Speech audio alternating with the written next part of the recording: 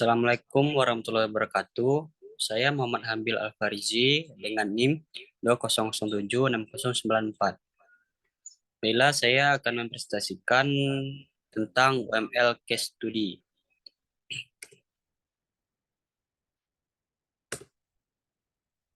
Yang pertama yaitu software desain dokumen.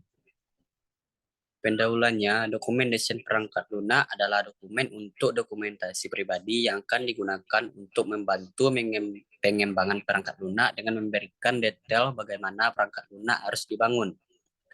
Dalam dokumen desain perangkat lunak ini terdapat dokumentasi naratif dan grafis dari desain perangkat lunak untuk proyek termasuk use case model, sekuensi diagram, kelas diagram, dan other supporting requirement information. Ada 4 istilah penting yang digunakan. Yang pertama yaitu cube, yang merupakan objek 3D dengan ukiran angka di atasnya. Yang kedua yaitu cube array, objek 3D dengan angka terukir pada setiap objek tersebut. Yang ketiga ada bucket, objek 3D yang digunakan dapat menampung angka di atasnya. Yang keempat ada menu utama yang merupakan layar yang berisi opsi. Mainkan game, kelola setelan, tampilkan papan peringkat, dan keluar dari game. Selanjutnya itu use case. Bagian utama dari komponen yaitu use case. Ingat bahwa dalam desain berorientasi objek, kita fokus pada objek, dan saat mewakili desain ada 3 tampilan utama yang kita diskusikan, yaitu use case view, behavior view, dan structural view. Tampilan use case bergantung pada use case. Jadi untuk aplikasi khusus ini yang merupakan pembelajaran berbasis game, mari kita lihat apa saja use case yang disebutkan dalam dokumen. Yang pertama ada aktor.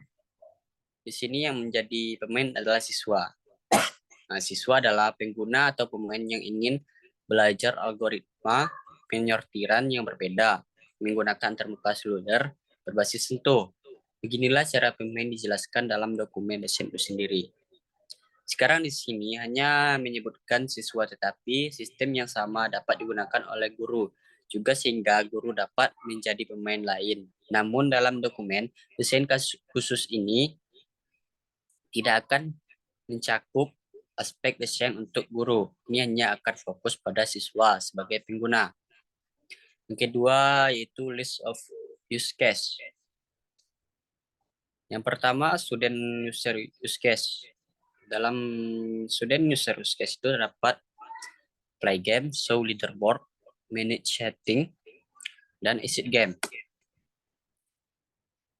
Use case diagram.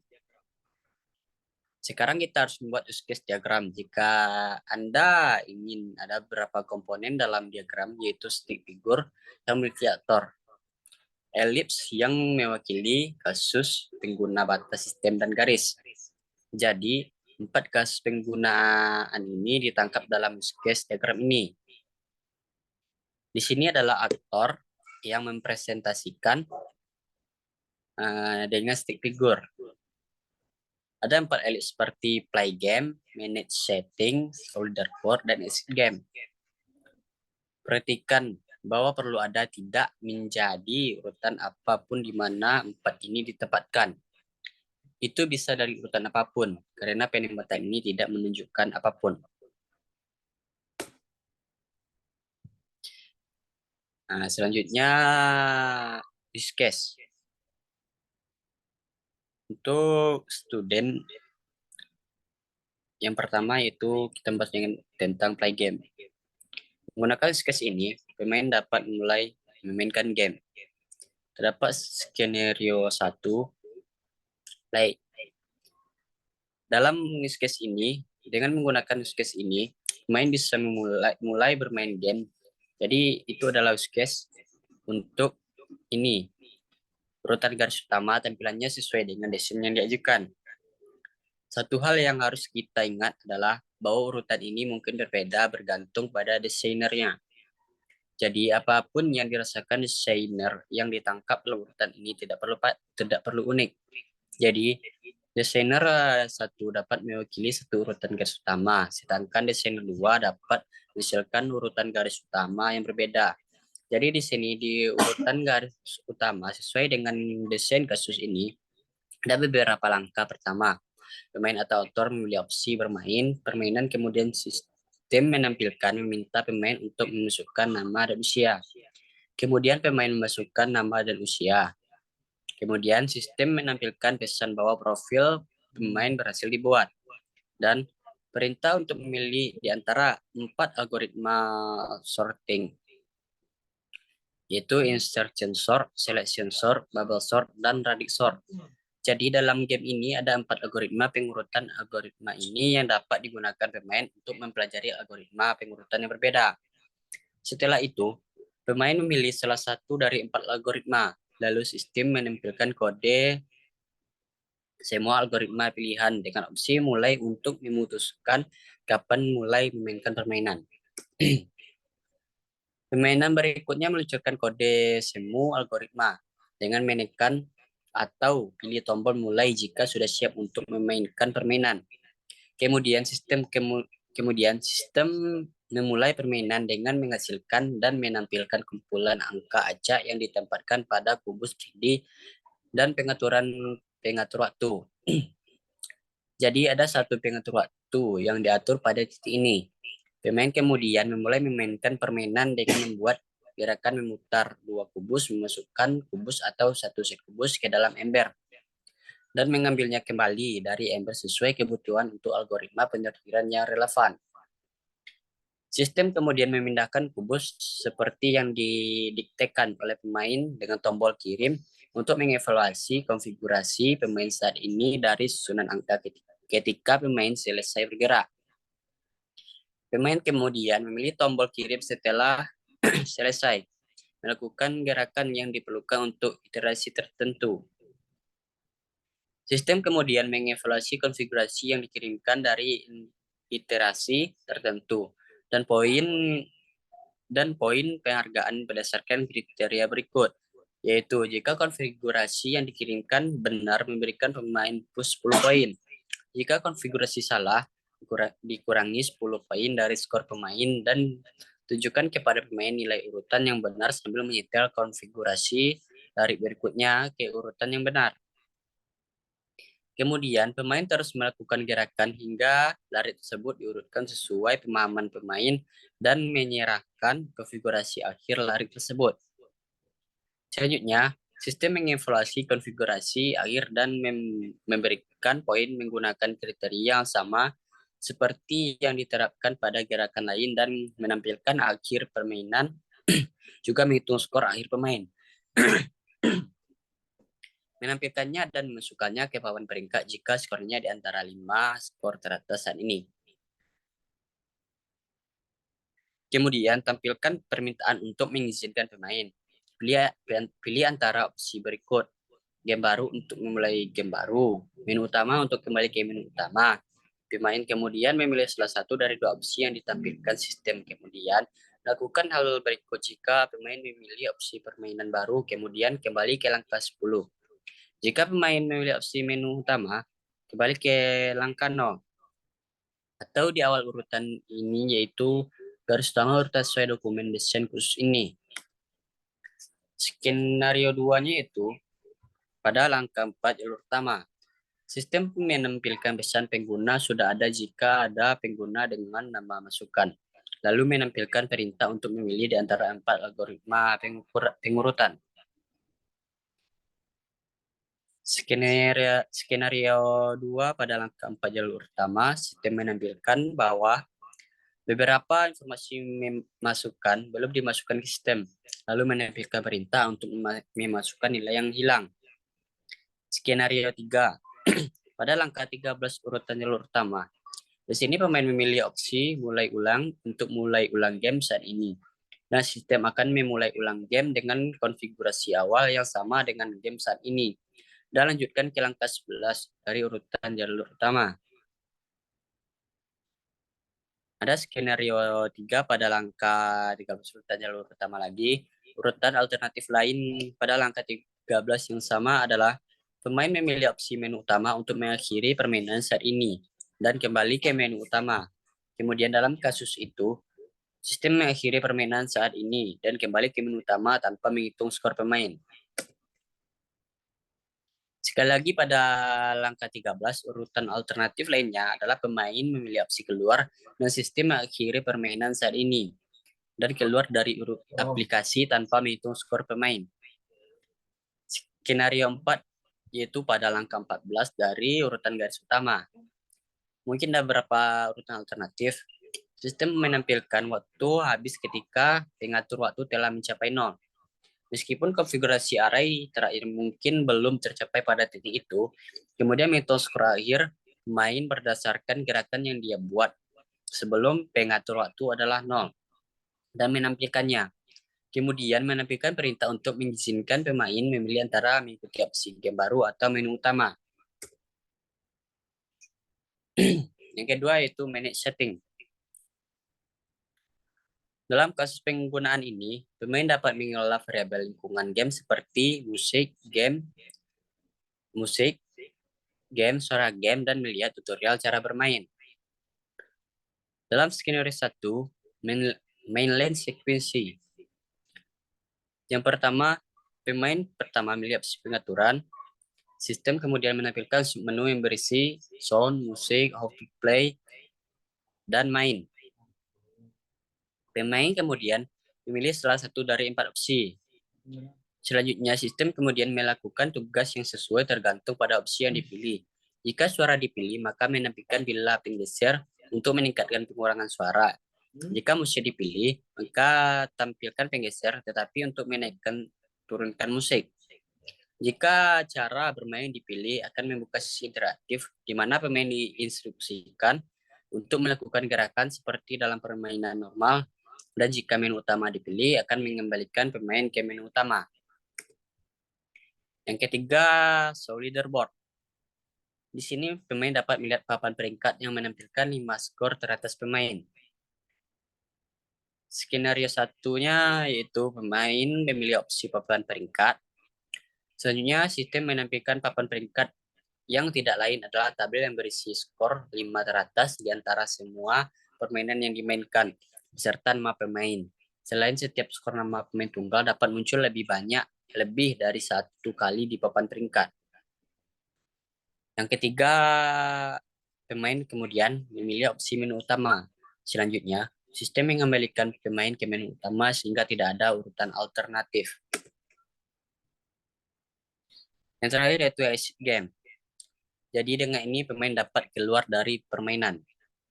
Skenario satunya yaitu pemain memilih sistem opsi keluar permainan, lalu bertanya kepada pengguna apakah pengguna yakin untuk keluar dari aplikasi, sehingga ada beberapa dialog konfirmasi. Pemain memilih opsi ya, dan sistem memudahkan pengguna keluar dari aplikasi. Skenario 3 pada langkah 3 jalur pertama yaitu sekarang bisa ada urutan alternatif pada langkah 3 yang berarti di sini. Pertama itu pemain tidak memilih opsi dan sistem tetap berada di menu utama.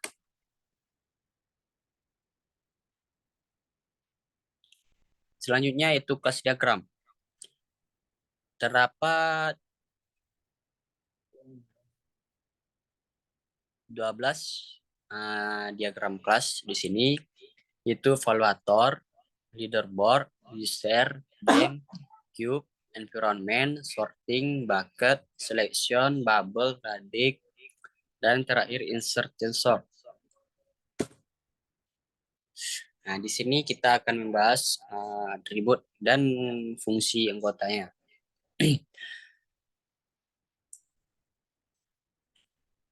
Dalam untuk game, detailnya ada atribut, ada 5 atribut atau nilai data, dan ada 7 fungsi anggota. Atributnya yaitu player, score, create, add, sorting, duration. Dan fungsi anggotanya get player, set player, get score, set duration, get sorting tab, get sorting set sorting tab. Yang kedua ada leaderboard. Nah, untuk leaderboard ini detailnya ada satu atribut atau nilai dan ada 3 fungsi anggota. Atributnya itu gameplay score dan fungsinya fungsi anggotanya set new entry, get top 10 score, dan clear story. Yang ketiga keep class. Untuk keep class ini detailnya ada 3 atribut dan ada 6 fungsi anggota. Atributnya itu value, color, size. Fungsinya get color, get size, set size, get value, dan set value. Yang keempat ada bucket. Nah, untuk bucket ini detailnya ada 2 atribut atau nilai data dan ada 4 fungsi anggota. Atributnya yaitu keep array dan size. Dan fungsinya get keep array, get size, dan set size. Selanjutnya evaluator. Untuk evaluator ini detailnya ada 2 atribut atau nilai data dan ada 1 fungsi anggota. Atributnya yaitu game dan current duration count. Dan fungsinya evaluative config. Selanjutnya sorting. Untuk sorting ini detailnya ada 1 atribut atau nilai data dan ada 2 fungsi anggota. Atributnya yaitu keep array dan fungsi anggotanya get keep array, set keep array. Yang ketujuh sort class. Detailnya ada 2 atribut dan ada 4 fungsi anggota. Dalam user class ini atributnya yaitu nama dan umur. Fungsi anggotanya get nama, get umur, set nama, dan set umur. Yang ke-8 environment. Untuk environment ini detailnya ada 2 atribut dan ada 4 fungsi anggota. Atributnya terdiri dari sound volume, musik, dan musik volume.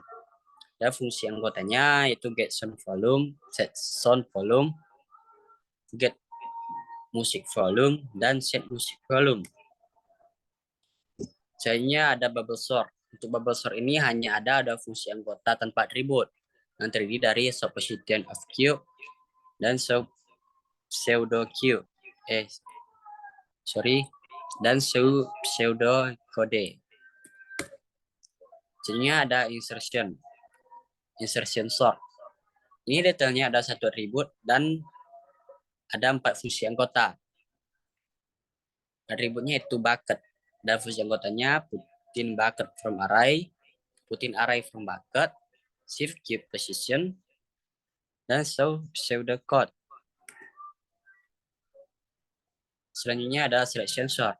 Untuk selection sort ini hanya ada 2 fungsi anggota tanpa atribut, yaitu supposition of cube dan pseudo code. Dan yang terakhir ada radix. Untuk radix ini terdapat 1 atribut dan ada 3 fungsi anggota.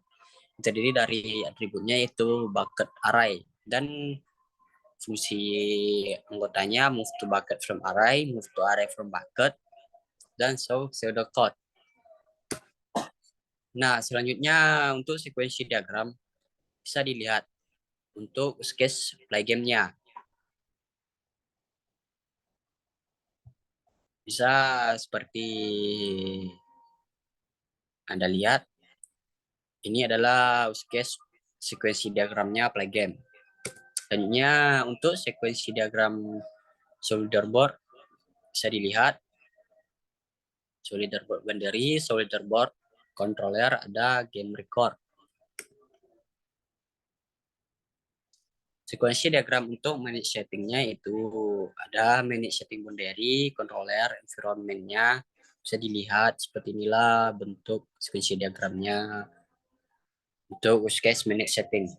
Yang terakhir adalah sekuensi diagram untuk use case exit game. Itu dari exit boundary, exit controller, game instance, dan game report. Nah, itulah presentasi dari saya. Jika ada salah kata, saya mohon maaf. Dan saya akhiri dengan Assalamualaikum warahmatullahi wabarakatuh.